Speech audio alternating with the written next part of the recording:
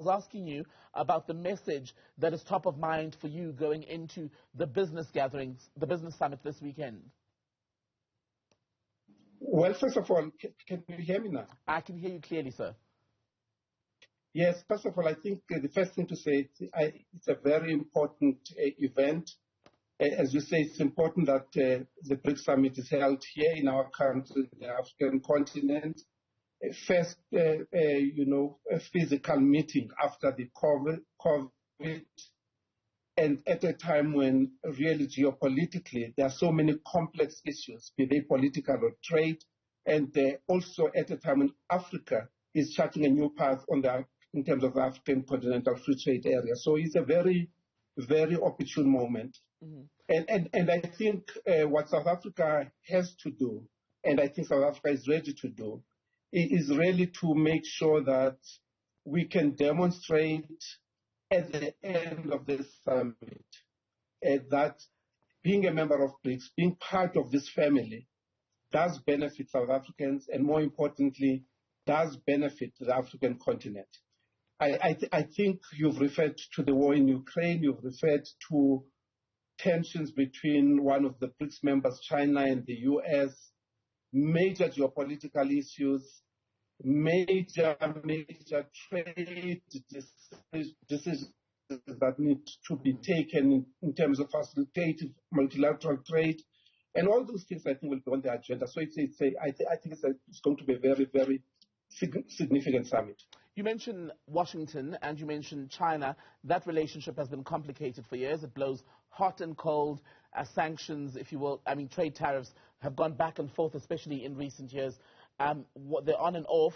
You've got the situation between Russia, its invasion of Ukraine, and the position taken by the Western countries, including the Americans and the Europeans. Now, South Africa is in an interesting position because we're part of BRICS with the Chinese and the Russians, yet most of our trade is done with the West, the Americans and the Europeans. How should the country walk that line, navigate and manage that relationship? Well, I think first of all, it requires sophistication in our diplomacy. Secondly, I think this is not a new thing for South Africa. From the moment post our democratic dispensation, when we started to diversify our trade, increasing our trade with our existing trade partners, namely the EU and the US, and at the same time opening avenues with China, we had to walk this delicate road every time there are tensions between the two. So there's nothing new about that. Of course, what has precipitated a bit of tension now is that in addition to what we've dealt with in the past, that there are heightened tensions because of the war in Ukraine. And I think South Africa just has to be true to its own principles. There's nothing wrong with trading with countries that don't necessarily see eye to eye.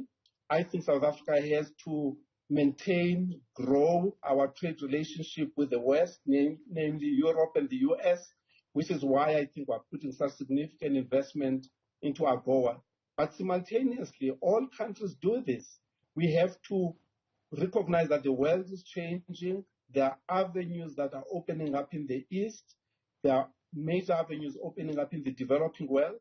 And as part of just diversifying our trade and therefore advancing our own national interests, I think we have to do what is right for South Africa, guided by our own principles and guided by our own constitutional framework.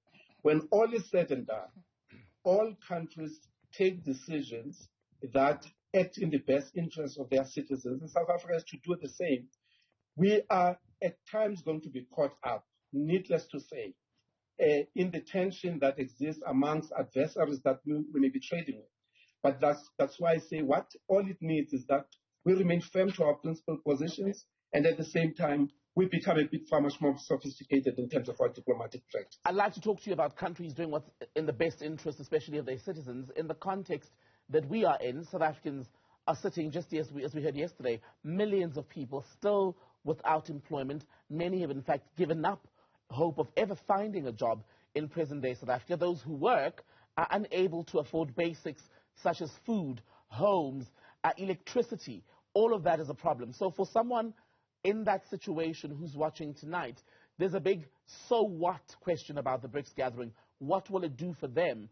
And how do they see the deliverables that they can point to and say, in my community, in my place of work, this is how I've benefited from this big fair? First of all, Tebek, I think to begin with, I think that is a justified expectation from anybody who's watching this, for any South African, is to ask precisely the questions that you have raised.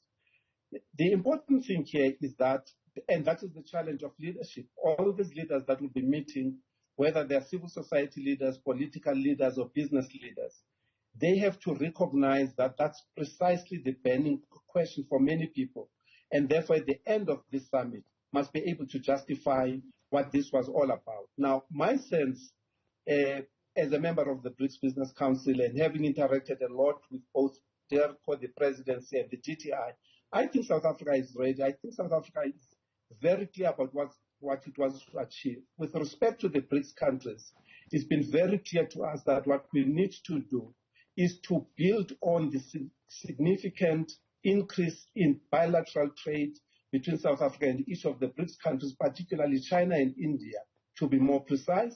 But all of us know that that trade is not balanced, that there are more of our exports than them importing from us. But if it's not trickling down, sir, to the poorest South African, it means very little, the benefit of this gathering.